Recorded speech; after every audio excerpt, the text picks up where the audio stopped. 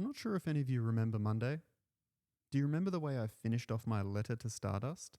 Not by gratuitously declaring it was my birthday. It was just before that.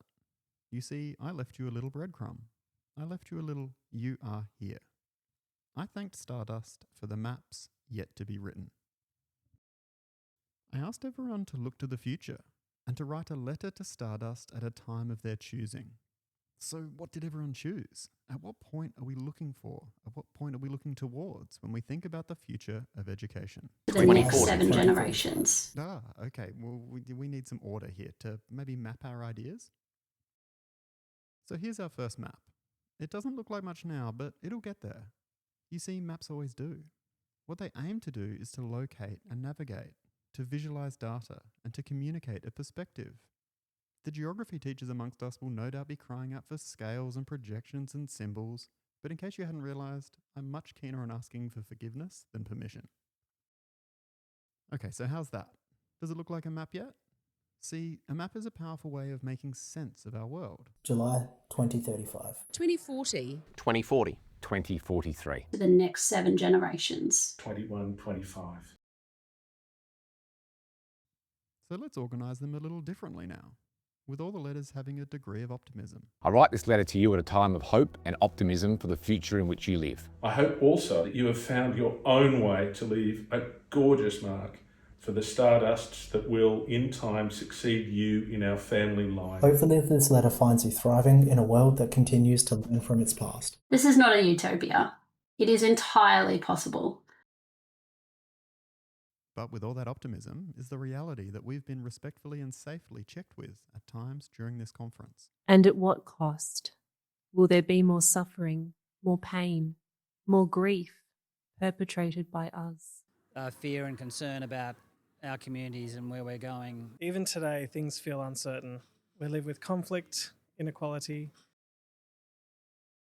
Does anyone recognise this incredible bird? Not mapped out by the bright spots of a constellation, but in the spaces and dust between. Our oldest astronomers were mapping knowledge long before any of the maps that I've shown you today. Take the eastern blue-tongued lizard of Darug country, Darug. Blending quietly into its surrounds, it waits with patience until the moment comes to reveal its vivid blue tongue, a flash of truth, impossible to ignore. This is what transformation requires. Now this map is built purely from the lines of connections between billions of people. In our letters to Stardust and across the conference was a strong theme of connection to amplify impact. Now this map of London shows the underground train lines that sprawl like a web beneath the rivers and plains of the English capital. Did you know that during the London tube strike of 2014, some 100,000 people were able to find more efficient routes on their everyday commute? Why? Well, simply put, it's because they were being sold a lie. A beautiful, iconic, and simplistic lie. The 1933 London Underground map, which I've seen used in curriculum mapping and school planning, is a simplification to the point that it no longer serves the purpose of supporting 100,000 people make their way to work. Our letters to Stardust leaned on these simple things, the things that bring us joy, but they were laced with complexity. But where are we all going? And how do we get there? I can't give you a map through all of that, but I can share the compass that has worked for me. You know, we travel in the direction of the questions we ask. And the questions that are asked in Grayson Perry's A Map of Days is, who am I? And the question I pose myself over our Map of Days is, who are we? Map of Days is not a physical space, but a cartography of psyche, one that can be often simplified too far. Perry's map has territories such as fear, dreams, personal histories. What are the regions of your psyche? How does that influence you as a leader looking towards the future? Like this map, our letters to Stardust have seemed to be more about a letter to the self.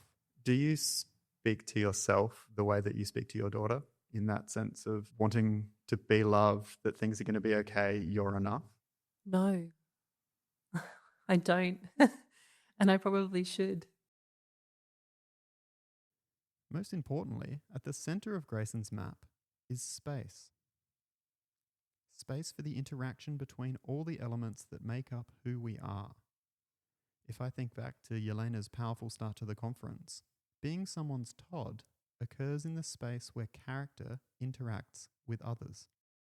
And we've got an amazing capacity to produce a rich image of what we know well. That whilst their classroom is a context, their school is also a context, their state, their system is also a context, but so is the entire country. In this map, we see a view from the world from 9th Avenue in New York. And what we've created in our time together over the past 3 days is a view of the world that is far more complex because we have worked together in community to see out of more than just our window. I want to leave you with my favourite map. It's maybe my gift to you. It's a map of Bath in England, and it's printed on thermochromic ink. On hot days, the beautiful plazas and green spaces appear. When it's cold, the museums and art galleries erupt into life. Best of all, when it rains, the map changes again and displays the places you can traverse without fear of ruined hair or sodden backpack. Imagine, my colleagues and new friends, if our maps, our curriculum maps, our strategic plans, our leadership pathways, our conceptions of success, were written with this magic, changing ink.